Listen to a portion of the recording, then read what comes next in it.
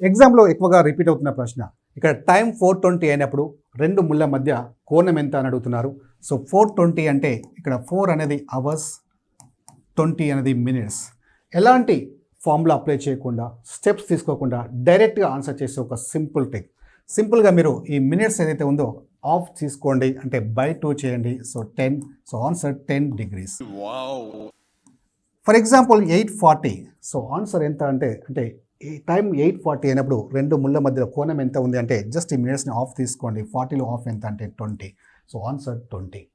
So ఇలా ఎప్పుడు తీసుకోవాలంటే అవర్స్, మినిట్స్లో ఎగ్జాక్ట్లీ 5 టైమ్స్ ఉన్నప్పుడు, అంటే 4 × 5 20, 8 × 5 40, ఇలా ఎగ్జాక్ట్లీ 5 టైమ్స్ ఉన్నప్పుడు డైరెక్ట్గా మినిట్స్ని ఆఫ్ చేయండి, మీకు ఆన్సర్ వస్తుంది.